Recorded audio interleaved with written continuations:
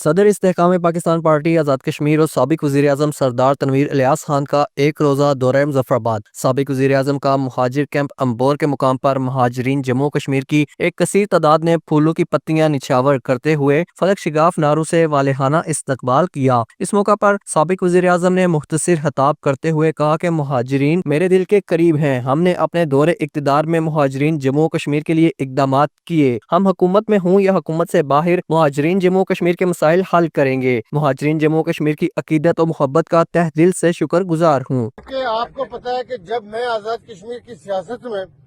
جب میں نے رول ادا کرنا شروع کیا تو میں نے دو چیزوں کی آواز لگائی تھی۔ ایک آپ مہاجرین جموں کشمیر جو ہے، جو آپ کا ماہانہ فی کیس الاؤنس تھا، جو آپ لوگ اس بات کے خود گواہ ہیں، آپ کے خاندان کے 2000 روپیہ تھا،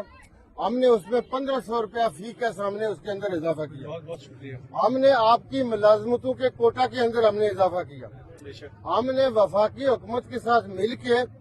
13.5 ارب کا آپ کا پائلٹ پروجیکٹ ہم نے انیشیٹ کیا چودھری مختار صاحب سے، جو ہم نے اس وقت کہا کہ بیوروکریسی میں ہمارا سب سے زیادہ آنےسٹ کون سا آدمی ہو سکتا ہے،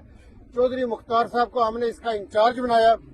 ہم نے یہ کہا کہ جو ایک 5 مرلے کا گھر ہے اس کی قیمت پڑتی تھی زمین سمیت 38 لاکھ روپیہ، جو ہم نے اپنے بہن بھائیوں کو دینے تھے۔ یہ بنیادی طور پہ جو 13.5 ارب کا پہلا پائلٹ پروجیکٹ تھا، جس کے لیے 3.5 ارب کی وفاقی حکومت نے، ہماری جو وفاقی حکومت تھی اس نے گرانٹ بھی دے دی تھی، اور میری وزارت عظمیٰ کے دوران یہ پیسہ ہمیں مل گیا تھا، یہ آزاد کشمیر حکومت کو مل گیا تھا۔ ہمارا بنیادی طور پہ اپنی وفاقی حکومت کے ساتھ مل کے یہ تھا کہ آپ کے جتنے کیمپ آپ کے مظفرآباد میں ہیں، جتنے کیمپ آپ کے باغ کے اندر بھی آپ کے 6 کیمپ ہیں، اور مہاجرین جموں و کشمیر جو کوٹلی میں مختلف جگہوں پہ تھے جن کی حق کے ملکیت کے حوالے سے ڈسپیوٹ تھے، ہمارا یہ تھا کہ ہم آپ کو یہاں پہ بھی حل کریں گے۔ پھر میں نے یہ کہا تھا کہ پنجاب میں بھی ہم مختلف اسکیموں میں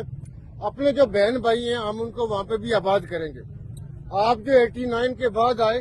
ہم نے یہ کہا کہ جی آپ کا پرماننٹ جگہوں پہ، چونکہ آپ اپنے بہن بھائیوں کے پاس آئے تھے، آپ ایک آس اور امید لے کے آئے تھے